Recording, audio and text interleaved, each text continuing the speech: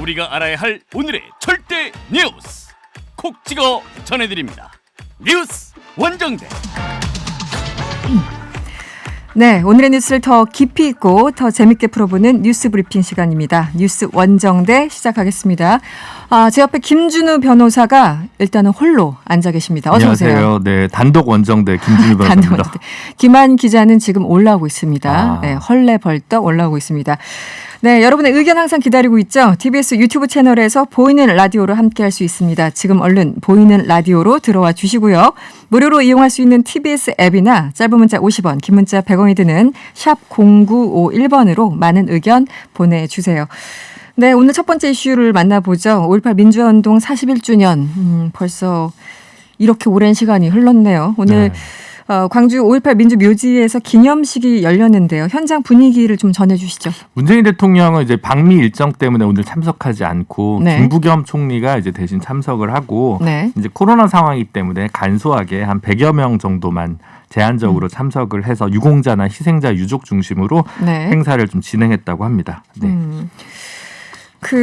이번에 여러 가지 이제 풍경들이 좀 달라졌는데 특히 이제 국민의힘의 어떤 모습들이 좀 많이 달라졌다라는 평가를 받고 있어요. 어땠나요? 그렇죠. 일단 김기현 원내대표가 지금 당대표 권한 대행인데 그렇죠. 일단 참여를 했고요. 그다음에 그 정운천 의원이랑 네. 성일종 의원 같은 경우에는 네. 유족들이 이제 진행하는 그 추모제가 별도로 있는데 그렇죠. 네. 그 행사에 이제 보수정당 의원으로는 최초로 이제 초청을 받아서 그 두 분은 네, 따로 또 참석한 부분도 좀 이채롭고 네. 그리고 전반적으로 뭐 나경원 의원 전 의원부터 해서 많은 정치인들이 이번에 5.18 관련 현수막을 자신들의 지역구에 또 게재하기도 해서 확실히 예전보다는 조금 달라진 것 같긴 하다라는 느낌입니다. 그 김기현 원내대표 처음으로 이제 원내대표로 뽑혔을 때 이달 7일이었잖아요. 네. 이제 처음으로 공개적으로 갔던 곳이 바로 광주였고 그날 이제 송영길 대표도 같은 날 갔었고 그리고 한 열흘 정도 한 11일 만에 다시 이제 광주를 찾은 그런 상황인데 이게 이제 좋게 보면 과거에 대한 어떤 반성, 뭐 사과, 뭐 이런 걸 수도 있고 나쁘게 보면 또 정치적인 어떤 목적 여러 가지 볼 수 있는데 일단 김기현 원내대표 그리고 당대표 권한 대행까지 하고 있는데 이분의 어떤 모습이나 행보는 어떻게 평가하십니까? 어쨌든 정치는 한편으로는 쇼니까 그래도 그럴듯한 쇼면 좀 봐주는 맛이랄까? 네. 느낌이 저는 분명히 있다고 생각하고요. 다만 한 2, 3년 전만 하더라도 지금 5.18 그 특조위가 있는데 네. 거기 이제 위원들을 야당 추천 몫으로 좀 5.18에 굉장히 적대적인 인사를 추천한다는 이런 그랬었죠. 면모를 보인 지가 얼마 안 됐잖아요. 네, 네. 그래서 아직은 그렇게까지 진실하게 이게 좀 와닿지 않는 그런 건 좀 분명해 보이는데 그럼에도 불구하고 작년에 뭐 김종인 비대위원장이 가서 사과하고 하는 것부터 해서 참 이제서야 하나 싶은 네. 생각도 들고 그게 그렇게 어렵나 싶은 생각이 좀 들긴 하지만 그래서 좀 더 꾸준히 지켜보고 올해는 약간 리트머스 시험지 느낌? 네, 그 정도로 좀 보는 게 맞는 것 같습니다. 당시 뭐 지만원 씨, 심지어 지만원 씨 이름까지 당시 그 그쵸. 당에서 나왔던 상황이고 맞습니다. 지금 말씀하신 게 뭐 유가족들을 괴물 집단이라고 폄훼했던 이 김진태, 김순례, 이종명 이런 의원들을 이제 전 의원들을 말씀을 하시는 것 같은데 김한 기자, 네. 어서 오세요. 네, 안녕하세요. 김진태 전 의원 그리고 김순례, 이종명 전 의원 다 그때 발언으로 굉장히 네. 국민들이 충격을 받았잖아요. 네네. 여전히 근데 당적을 유지하고 있어요. 네, 뭐 네. 이번에 이제 국민의힘이 사뭇 다른 행보를 보이면서 그러면 이제 예를 들어 과거에 5.18 관련해서 망언을 했다든지 아니면 이제 도저히 뭐 유가족들 입장에서는 납득할 수 없는 행동을 보였던 인물들과도 이제 결별을 해야 되는 거 아니냐 네. 뭐 이렇게 얘기를 하고 있지만 네. 사실 이제 여전히 그 의원들도 남아 있어요. 그래서 지금 김준우 변호사님 말씀하신 것처럼 지난번 재보선을 거치면서 국민의힘이 우리가 어떤 방식으로 움직여야 어느 공간이 열리고 어떤 표들이 확보가 가능하다. 이거를 이제 몇 년 만에 깨달은 거잖아요. 네, 한 네. 4, 5년 만에 선거에서 이긴 거니까. 그래서 이제 그거와 관련해서 뭐 쇼라는 아까 표현도 있었지만 적극적인 행보를 여기서는 하는 게 맞다. 이거는 다르게 얘기하면 표가 거기에 있다라는 네, 네. 걸 이제 깨달은 건데요. 근데 냉정하게 이제 얘기하면 그렇죠. 네, 네네. 근본적으로 어떤 이 문제에 대해서 이렇게 뭐라 그럴까요? 그러니까 인식이 어떤 낙후된 인식이 해결됐는가 이런 부분에서는 저도 이제 조금 지켜볼 필요가 있고 그렇게 되려면 지금 말씀하신 것처럼 뭐 김진태, 김순례, 이종병 전 의원 같은 분들을 이제 앞으로 뭐 예를 들면 5.18이라든지 세월호라든지 이런 부분에 대해서 상식에 반하는 주장을 하는 사람들과는 함께하지 않겠다. 뭐 이런 정도가 나온다면 그때는 이제 진짜로 그 뭐 여야를 가리지 않고 5.18 그 기념식에 모두 참석할 수 있는 그런 이제 너무나 당연하고 합리적인 정치로 조금 더 나아갈 수 있지 않을까 이런 생각 듭니다. 네. 어떻게 보면 어쨌든 김종인 비대위원장 시절에 당원인가 정강에 그 5.18을 넣었어요. 네. 그러니까 이거 굉장히 이례적인 일이었죠.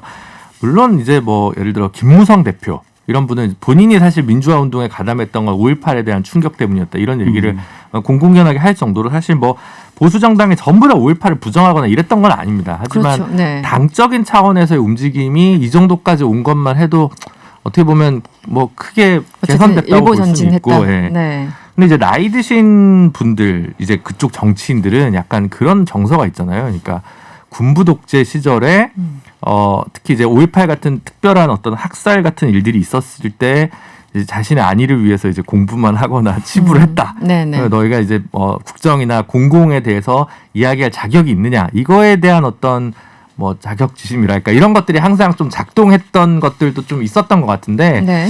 뭐 이제 뭐 시대가 또 지나고 하다 보니까 그런 분들의 어떤 이상한 왜곡된 인식을 가졌던 분들도 자연스럽게 많이 퇴진하면서 네. 좀 변화된 토대가 또 생긴 부분이 있지 않나 싶긴 합니다.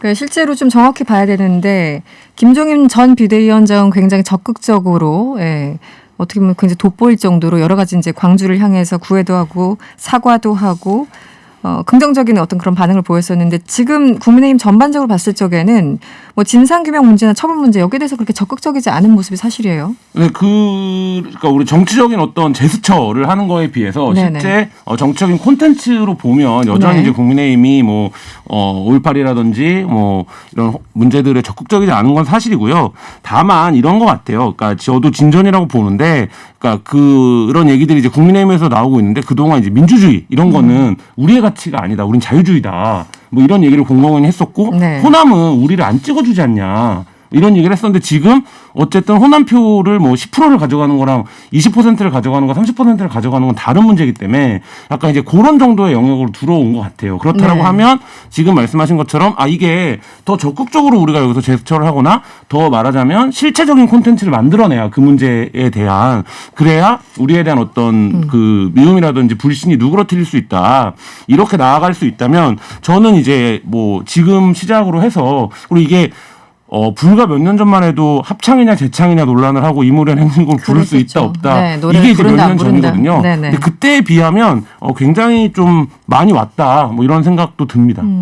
제가 이 말씀을 드린 이유는 작년이었죠. 이 본회의 12월 9일이었는데 국회에서 이 5.18 민주화운동 등에 관한 특별법 일부 개정 법률안 여기 투표를 하지 않거나 투표한 의원들은 뭐 반대표 기권표를 던졌기 때문에 이게 뭔가 겉으로 보이는 정치적인 수사와 행보와 실질적인 행동이 좀 다르지 않느냐 이 부분을 좀 짚어보고 싶었던 거고요. 아직까지는 네. 좀 소수인 것 같아요. 그러니까 뭐 이번에 추천받은 성일종 의원 이런 분들은 어쨌든 예외적이죠. 뭐 네. 공법 단체로 5.18 유족회가 되는 거에서 좀 기여한 분들도 있지만 이렇게 5.18 특별법 할 때는 또 반대나 기권을 많이 하는 걸 보면 아직 그렇게 진정성 있게 당이 혼연일체가 되어서 5.18에 대해서 네. 수용하고 있다는 생각은 좀 안 들긴 하죠. 네. 그 당의 뭐 아까 이제 뭐 세대 얘기도 하셨는데 사실 이제 민정당에서 시작한 당인 거잖아요. 그러니까 그 당의 뿌리 어쨌든 당의 뿌리를 생각하게 전두환 되죠. 노태우가 있기 때문에 전 대통령이 있기 때문에 지금 뭐 전두환 전 대통령이 재판 관련해서 계속 시비가 나고 있는데 뭐 이 부분에 대해서 국힘이 입장을 낼 수 있을 때 뭐 이럴 때가 와야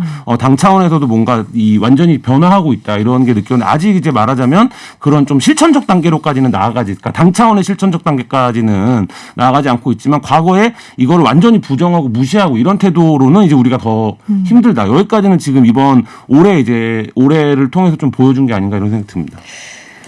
근데 5.18 민주화운동 관련해서 지금 얘기를 하고 있는데 이 정치권에 또 윤석열 전 총장이 등장을 했습니다.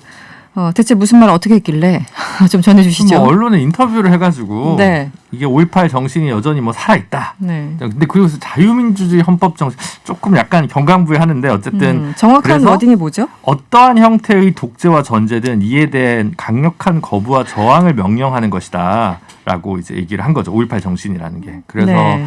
말하자면 애둘러서 정부를 비판한 것 같기도 하고 뭐 아니면 그냥 보편적인 얘기를 하면서 양념을 이렇게 조금 쳐놓은 느낌이 들긴 하는데 뭐 정치적 행보를 아직 본격화하고 있지 않는 윤석열 총장 입장에서 그냥 지나가는 정도의 메시지를 던진 게 아닌가 싶긴 합니다.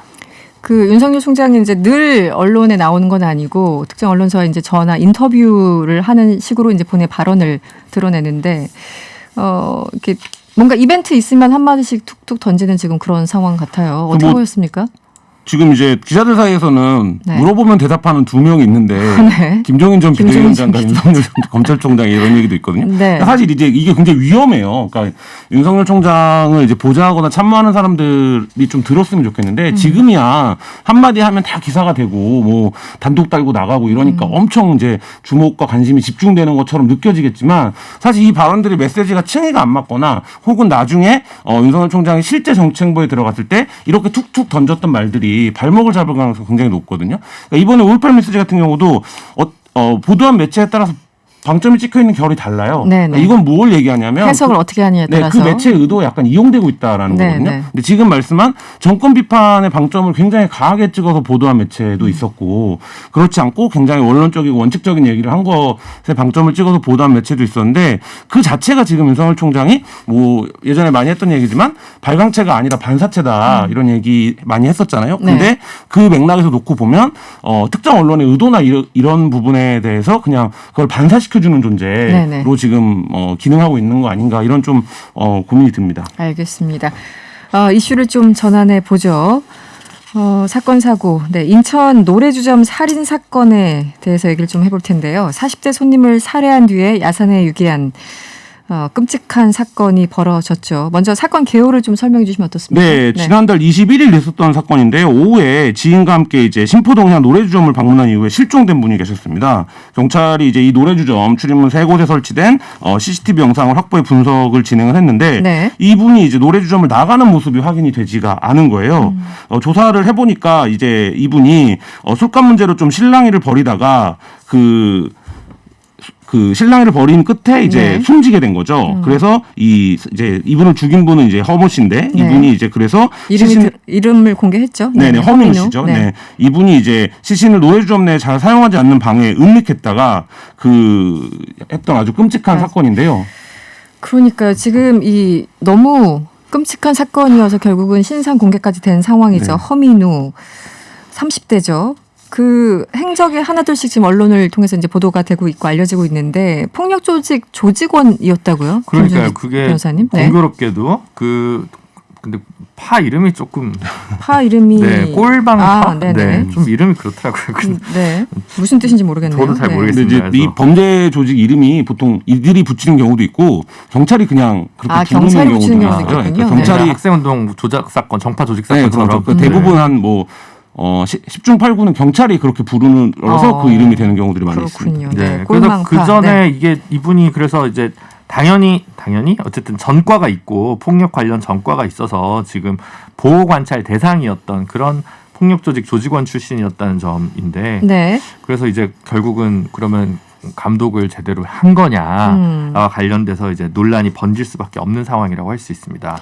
예전에 그 범죄를 저질렀고 지금 보호 관찰 기간 중이라는 거죠. 네, 그렇습니다. 그 보호 관찰 기간 중에는 뭐 관찰소에서 그 감독을 계속 하지 않습니까? 그렇죠. 법무부에서 계속 챙겨야 되는데 전반적으로 보면 코로나 때문에 살짝 감독 기능이 조금 느슨해진 점도 조금 문제점으로 코로나 영향? 지적되고 있는 것 같습니다. 그래서 지금 뭐 집중, 뭐 주요, 일반 이런 네. 정도로 이제 등급을 나눠가지고 네. 진행하는데 이 허모 씨 같은 경우는 일반 등급 대상자여서 이제 2달에 한 번 밀착 감독을 해야 되는데 네. 최근에 이제 코로나 때문에 직접 대면하기보다는 전화상으로 비대면 감독만 좀 했던 부분이 1차적으로 좀 논란이 되고 있는 상황입니다. 그러니까 그 일반 뭐 2달에 한 번이라고 하더라도 어쨌든 밀착이라는 거는 면대면으로 직접 가서 상황을 보고 뭐 이렇다는 그렇겠죠. 거잖아요. 예, 아무래도 네. 이제 경찰이나 뭐 국가에서 계속 보고 있다고 생각하면 이게 이제 기간 중에 하면 결국 이후에 재범이 되면 더 이제 양형이 가중처벌. 세질 거기 때문에 네네. 그에 대한 이제 긴장이 좀 있을 텐데 이제 그런 부분이 좀 아쉬운 측면이 있는 것 같습니다. 근데 저는 요거 네. 보고 좀 이해가 안 됐던 게 네네. 저희가 이제 코로나 관련해서 이른바 이제 정보통신과 관련된 좀 과도한 통제 그리고 내가 원하거나 동의하지도 않았는데 나의 행선 그러니까 동선이나 동선이? 네. 행적이 밝혀지는 이런 문제들에 대해서 꽤 오래 논의했고 이미 기술적으로 그게 가능하다라는 거를 전 국민이 확인을 했는데 네네. 여전히 이제 보호관찰 제도고 이 보호관찰 제도에 대한 또 찬반이 있긴 합니다. 근데 어쨌든 현행 존재하는 제도고 여기서 네. 이제 관리를 받아야 되는 대상인데 코로나 때문에 뭐 면담을 못했다 저는 이런 그거는 이해가 안 형태로 갑니다. 나오는 거는 예를 네. 들면 그러니까 행정이 좀 약간 잘 작동하지 않았다 이렇게밖에는 좀 설명이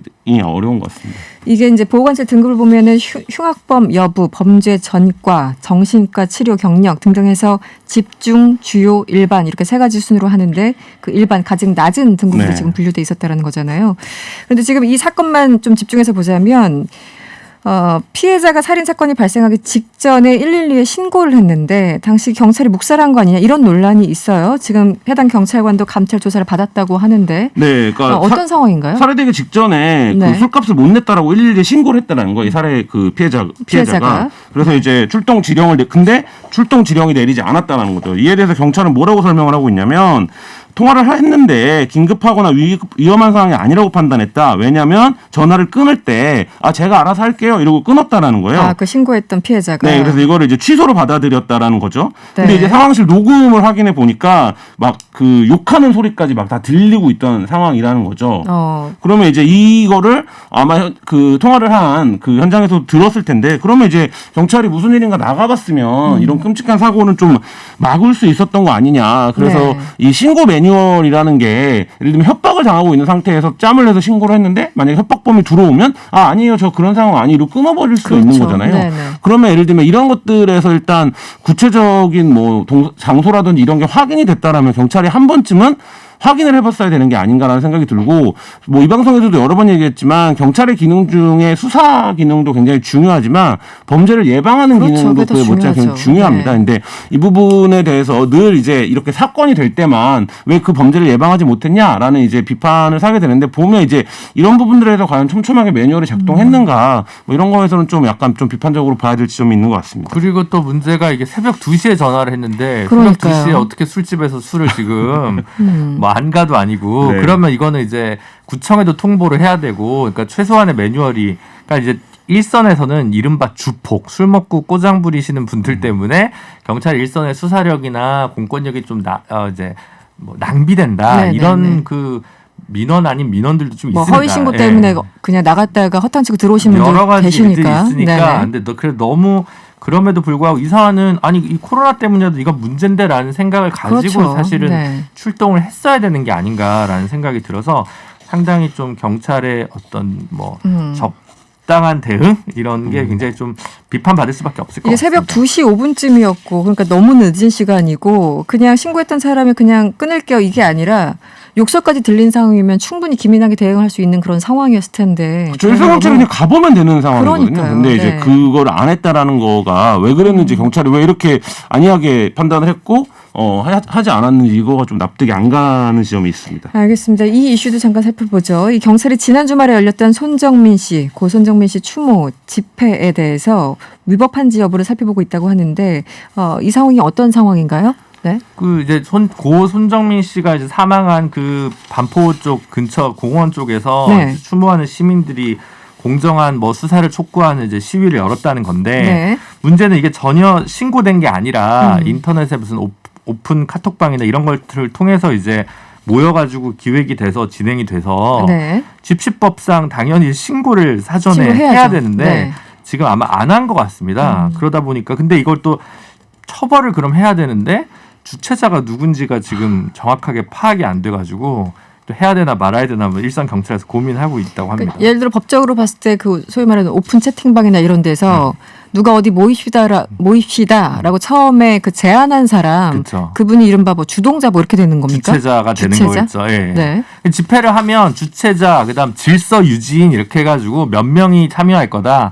긴급할 때 경찰이 누구한테 연락해야 된다라고 해서 이제 관할 경찰서에 미리 이제 신고를 해야 되거든요. 네. 그건 허가제가 아니기 때문에 신고만 하면 되는 건데 이제 그 집회러들이 아니셔가지고 그냥 한 것 같습니다. 가장 좀 우발적으로 집회 형식이 된. 그게 법 네. 위반은 법 위반이거든요. 신고를 안 근데 했기 때문에. 단순 참가자는 잘 처벌하지 않죠. 왜냐하면 지나가다 이거 의로운 일이네 이러면서 참여할 수도 있기 때문에 그런 사람들을 모두 할 수는 없지만 네. 초기에 진행했던 사람들에서는 처벌은 할 수는 있습니다. 예. 네.